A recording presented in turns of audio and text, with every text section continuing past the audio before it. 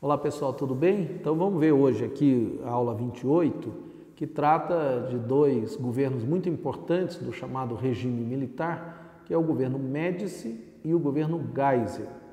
O governo Médici, de 69 a 74, ele vai caracterizar o que se chama de o auge do período do autoritarismo, né? O pós, né, AI-5, lembra que o AI-5 foi Costa e Silva. Pouco depois, Costa e Silva ficou doente, assumiu uma junta militar que vai indicar o Emílio Carrastazzo Médici.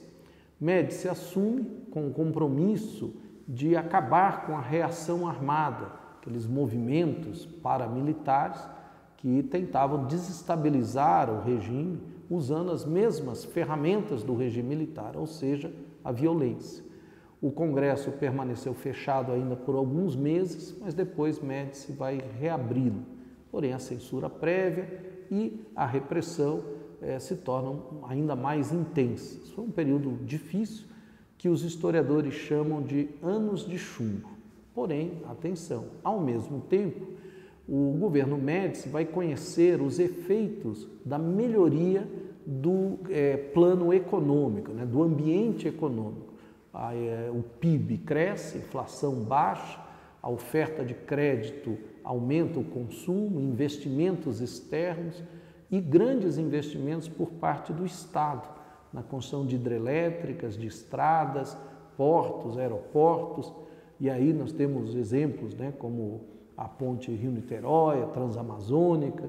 Então o país vive o que se chamou de um milagre econômico.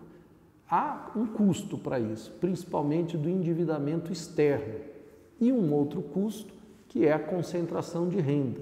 Para atrair empresas internacionais, o governo adota uma política salarial, né, de contenção para ampliar os lucros.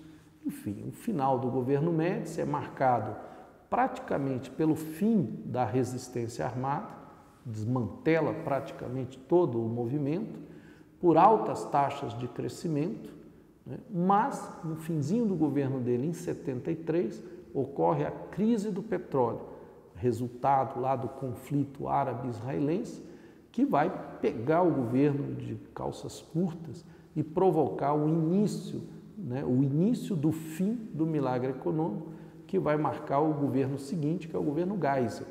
Então, Geisel, o segundo presidente dessa nossa resumo, que vai governar de 74 a 79, o governo dele basicamente é marcado, por um lado, pelo início dos sinais da crise, diminuição do investimento, aumento da inflação, o governo se obriga a aumentar a carga tributária, e isso gera, né, uma insatisfação na classe média, e por outro lado, o Geisel inicia um processo chamado de distensão, lento processo de abertura, marcado por avanços e retrocessos, que é o que se chamou de sístoles e diástoles, e que teve como exemplos mais marcantes, por exemplo, o fim da censura prévia e o fim do próprio AI-5 como exemplos de abertura, e ainda uma presença forte da repressão, e o caso mais marcante é o assassinato de Vladimir Herzog, o jornalista, como um exemplo ainda de